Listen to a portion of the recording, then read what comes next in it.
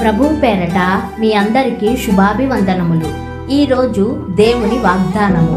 మీరు స్వస్థ బుద్ధి గలవారై ప్రార్థనలు చేయుటకు మెలకువగా ఉండుడి. పేతురుకు రాసిన మొదటి పత్రిక 4వ అధ్యాయము 7వ వచనము.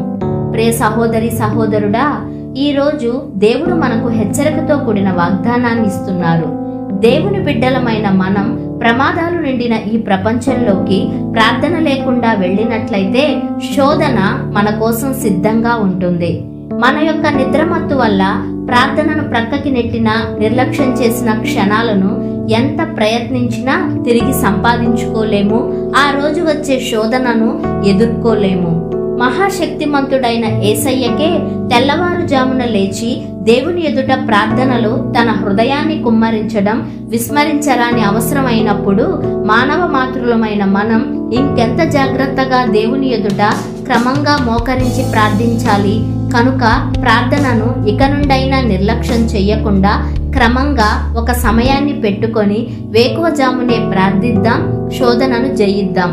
ప్రార్థనా జీవితం ఎప్పటికీ పరమశక్తిగల జీవితమే కనుక శోధనలో ప్రవేశించకుండా ఉండులాగున మెలకువ కలిగి ప్రతిదినం ప్రార్థిద్దాం. ప్రార్థన. పరిశుద్ధుడా, ప్రేమ కలిగిన తండ్రి, మీ ఘనమైన ఉన్నతమైన అతి శ్రేష్టమైన నామాన్ని బట్టి వందనాలు. అయ్యా తండ్రి, తను ప్రేమించు కుమారుడు తప్పు చేసినప్పుడు గద్దించినట్లుగా అయ్యా మమ్ములను సరిచేసినందుకు మీ వాక్యం ద్వారా మీకు స్తోత్రాలు. అయ్యా మాకు వస్తున్న శోధనలు అయ్యా సరి అయిన ప్రార్థనా జీవితం మేము కలిగి ఉండకపోవడం వల్లనే అని మాకు తెలియచేశారు. స్తోత్రాలు.